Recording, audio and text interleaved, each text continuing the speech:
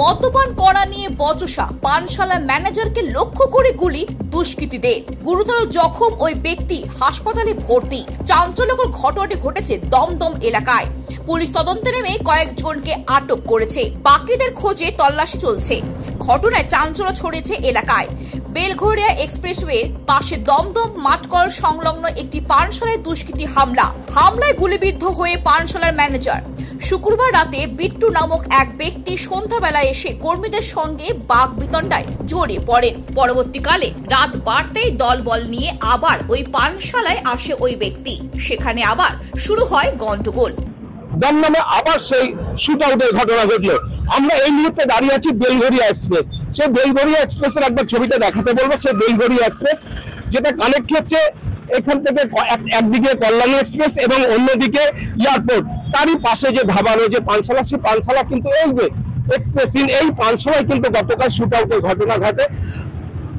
সূত্রপাত মদ খাওয়াকে কেন্দ্র করে বিট্টু বলে যে ছেলেটি, সে স্থানীয় তৃণমূল আশ্রিত দুষ্কৃত বলে জানা যাচ্ছে, সে এবং তার দলবল সন্ধ্যাবেলা একবার মদ খেতে এসেছিল। সেখানে কিন্তু তার এখানে যে যারা আছেন কাজ করছেন তাদের সাথে গন্ডগোল হয়। পরবর্তীকালে যত রাত বাড়ে প্রায় 12টা নাগাদ, তার আগে কিন্তু সে আসে এবং 12টার সময় যে নিয়ম আছে যে মদের দোকানে যে পানশালাটি বন্ধ হয়ে যাবে, তারপরেও তাকে মদ দিতে হবে এমন একটা দাবি করতে থাকে। এছাড়াও তার একটা বাটি, যেখানে যে স্ন্যাক্স গুলো নিয়েছিল, সে বাটি ভেঙে ফেলে। সেই থেকে কিন্তু ম্যানেজারের সাথে একটা গন্ডগোলের সূত্রপাত হয়। সেই সূত্রপাতে কিন্তু বিট্টু সে বেরিয়ে আসে এবং ম্যানেজার আস্তে আস্তে কিন্তু এই যে এক্সপ্রেস এই যে বার যে পানশালাটি সেখান থেকে আস্তে আস্তে বেরিয়ে আসে। ঠিক এই জায়গায় বেরিয়ে আসে এবং এইখানে কিন্তু যে ম্যানেজার আছে, ম্যানেজারকে কিন্তু 3 রাউন্ড গুলি করে। গুলিতে দেখা যায় একটি অন্যদিকে চলে যায় এবং একটি তার বুকে লাগে এবং আশঙ্কাজনক অবস্থা। তাকে কিন্তু প্রথমে আরজিকর হসপিটালে নিয়ে যাওয়া হয়েছে।